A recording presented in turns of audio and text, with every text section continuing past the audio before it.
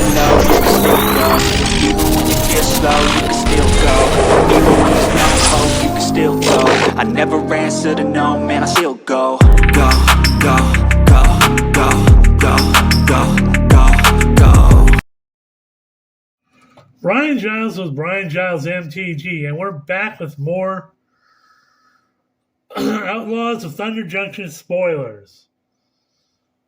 So I finished off the last video talking about Yuma Proud Protector and how he is like Din Djarin from the Mandalorian series on Disney. I mean, seriously, look at this guy and tell me he is not Din Djarin.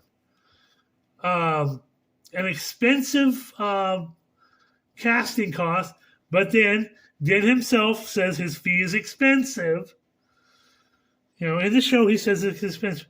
A human ranger, which is kind of what he is, a 6'6", so he's well protected, and he rescues he rescues a 4/2 green plant warrior creature token with reach.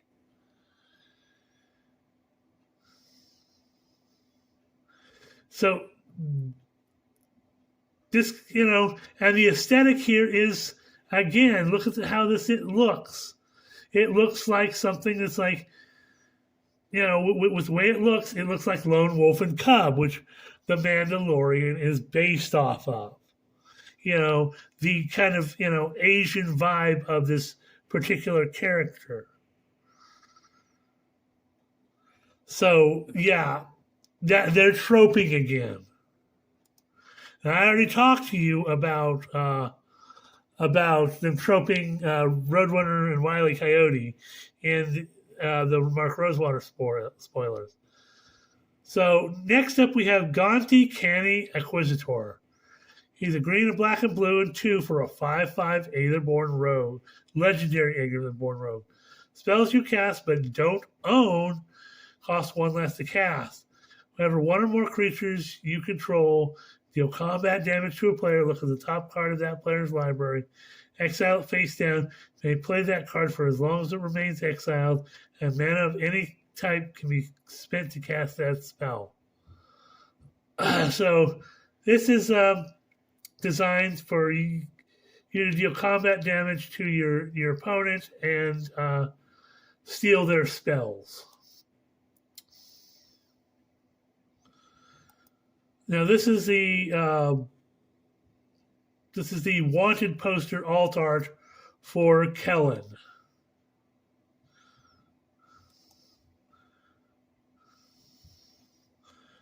Next up, we have some more of the crime cards, and this crime card is Oko, Thief of Crowns, original Oko from Eldraine. The first Eldraine. So he's a green and blue and 1 for a 4 loyalty. Legendary Planeswalker Oko. +2, create a food token. +1 loyalty.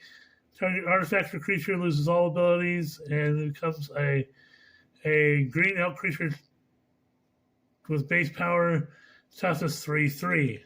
Again, it targets, so it's considered a crime. And -5 loyalty, exchange control of target artifact or creature you control with target creature and opponent controls with power 3 or less.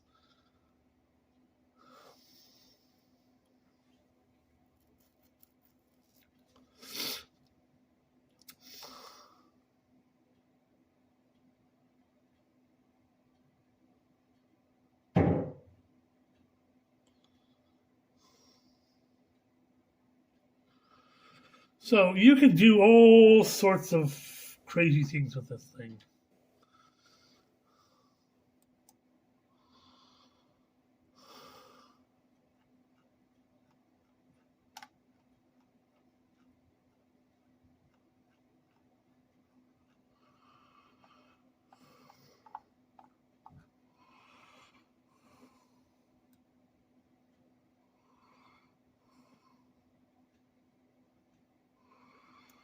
Then we have a card that might kind of irk some people in its reprint in Mana Drain. For 2 blue mana, you get an instant counter target spell at the beginning of your next main phase.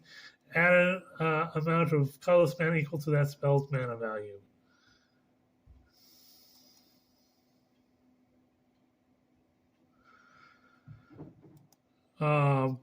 Clear Shot,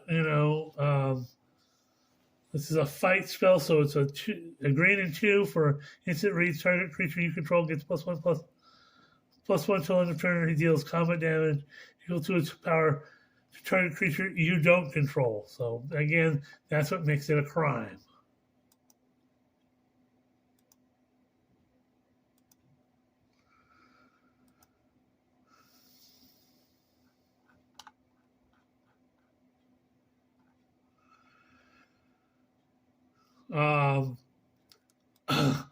Vault-Born Tyrant. He's beefy at 2 green and 5 for a 6/6 dinosaur with trample. Whenever it or another creature with power 4 or greater enters the battlefield under your control, you gain 3 life and draw a card. That seems pretty. That makes the 7 mana cost kind of worth it. And when he dies, if it's not a token, create a token that's a copy of it, except it's an artifact in addition to its other types. And here is the vault artwork. So, yeah, another dino for your dino deck. Gives life and card draw.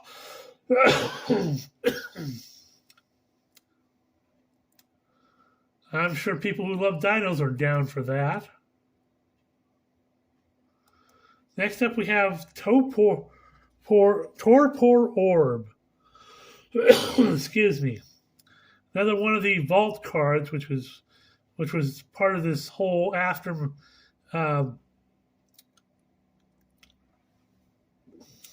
of like aftermath.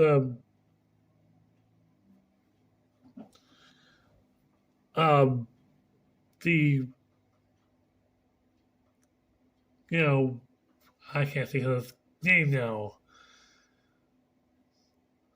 March of the Machine Aftermath had one and stuff, it was like a set after the set and nobody really liked it. But it's 2 mana for an artifact that reads. Creatures entering the battlefield don't cause abilities to trigger. No ETB for you. Another lockdown card. Ouch.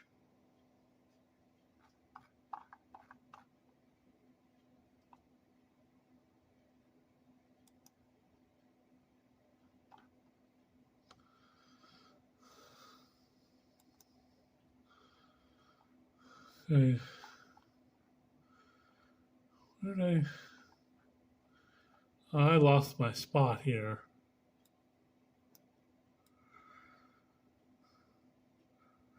Okay. There we are. Stoneforge Mystic. Another card that people aren't going to be happy with, but it's a special guest. There's only 10 of them, and they are super hard to come by. It's like maybe one a box.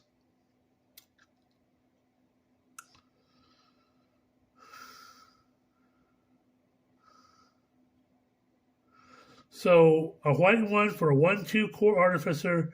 Enters the battlefield, search your library for an equipment card, reveal it, put it in your hand, and shuffle. Pay a white 1, tap it, put an equipment card from your hand onto the battlefield. Hoo-ha.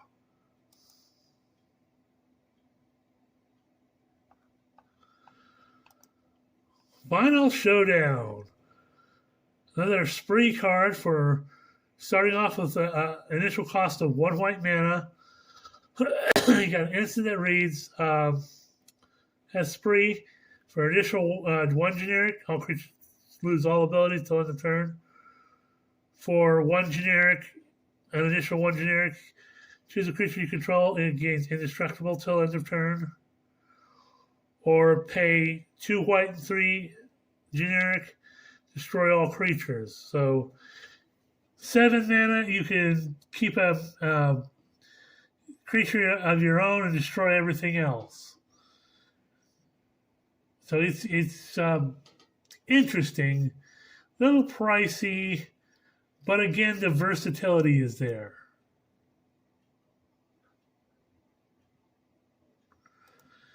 Next up is Slick Shot Lockpicker. This is what people have called the new Snapcaster Mage. So a blue and 2 for a 2/3 human rogue. Enters the battlefield, target instant or sorcery card in your graveyard gains flashback till end of turn. Its flashback cost is equal to its mana cost.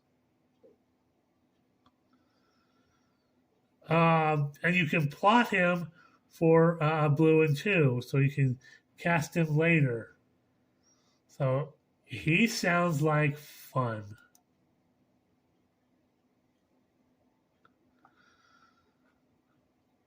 Then we have Crom. A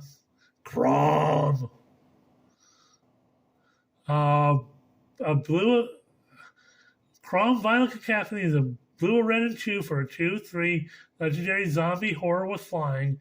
Whenever you cast your second spell each turn, put a +1/+1 counter on Crom Violent Cacophony and draw a card. So he is going to be. You can slot him in that Spellslinger deck we talked about earlier.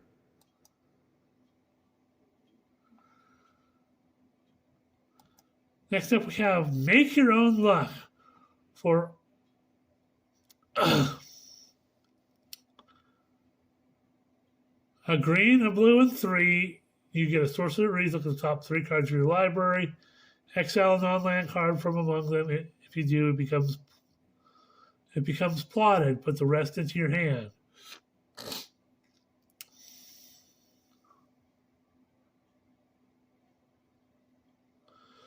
So you can plot a spell and draw the other 2 cards. Doesn't seem too bad. It's a little pricey, but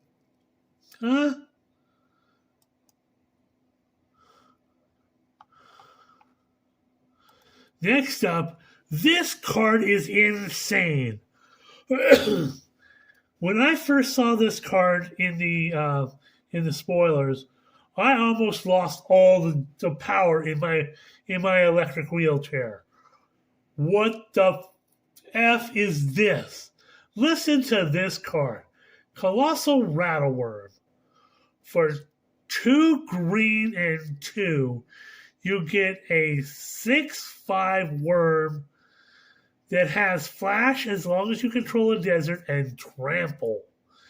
It also has pay a green and 1 and exile him from your graveyard to search your library for a desert card and put it onto the battlefield tapped, then shuffle.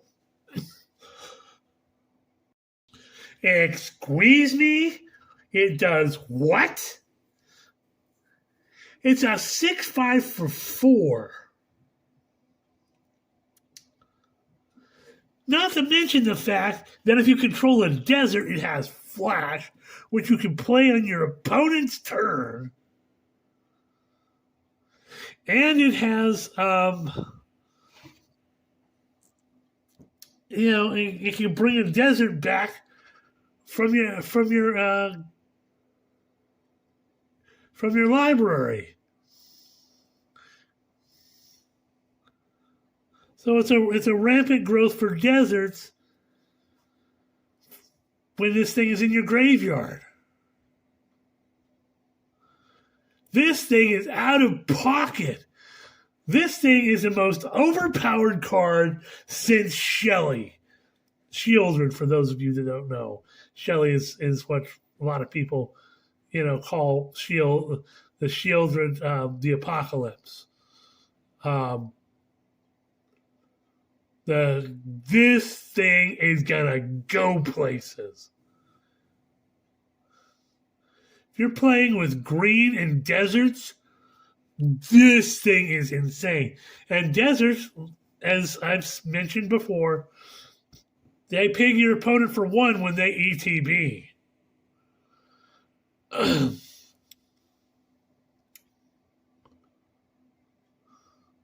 So it's a 6/5 with trample that you can flash in. Ugly, ugly, ugly. Give this boy haste.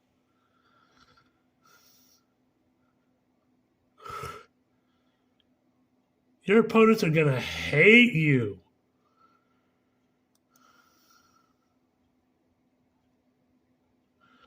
Okay, next up we have Cactarantula. So it's a 2 green and 4 for a 6/5 plant spider, which isn't bad.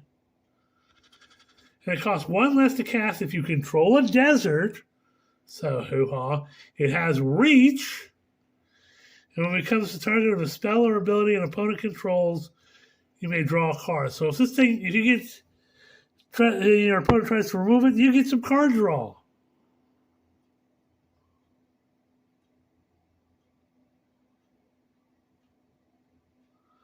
And it's a common card. And it's another spider to fit in your spider deck. I'm not unhappy with this dude.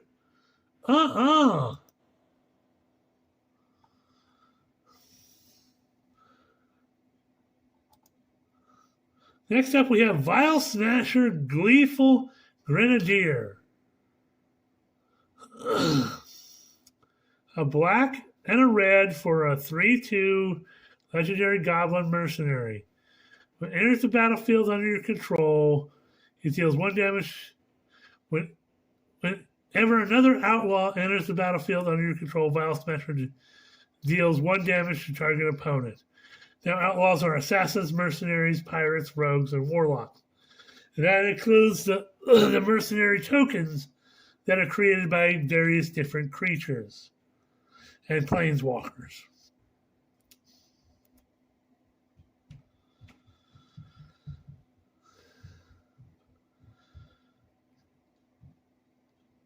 So, and if you plot some of those, and you're casting them for free, yeah, he's gonna be a bit of a menace.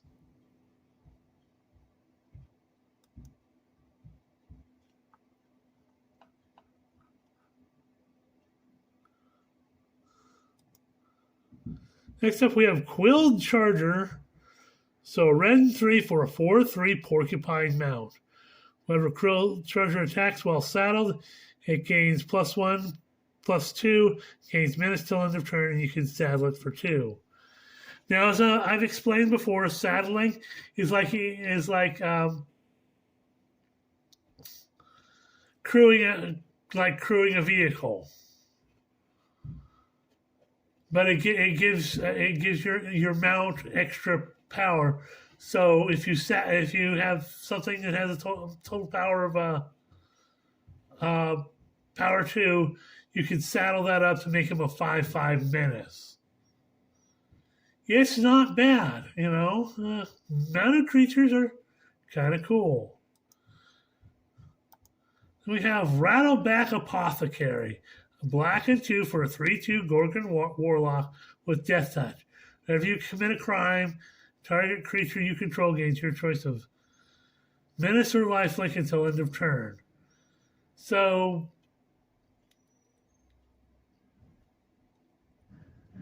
then committing a crime is, targeting your opponent's anything they control and or cards in their graveyards. So this lady is and she would fit well in Vraska's Death Touch deck as well.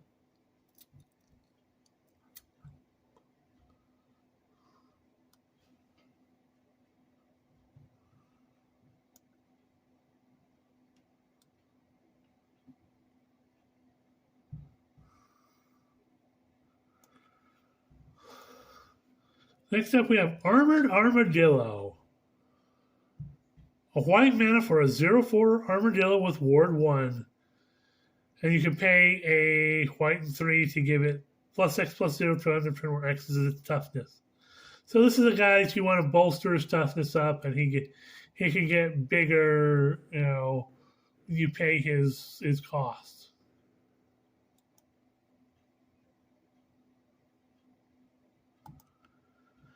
Next up, we have Holy Cow. Holy cow, Batman. So it's a white and 2 for a 2/2 Ox Angel with flash and flying. Enters the battlefield, you gain 2 life and scry 1. This fits in good, it'll fit good in your Angel deck. It has a good ability. You can have some life gain and some scry ability, and you can flash it in. So hoo-ha. And the last card for this ability, because we're over 21 minutes now, is Frontier Seeker. A white and 1 for a 2/1 human scout. When it enters the battlefield with the top 5 cards of your library, you may reveal the mount creature card or a plains card from among them and put them into your hand, with the rest on the bottom of your library in a random order. Well, that goes well with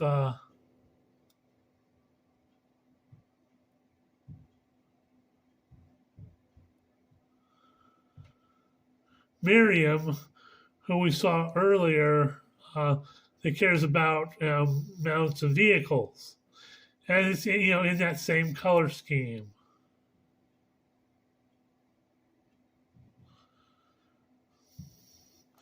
So that's it for now. We're almost at 22 minutes. We'll see you on the next video.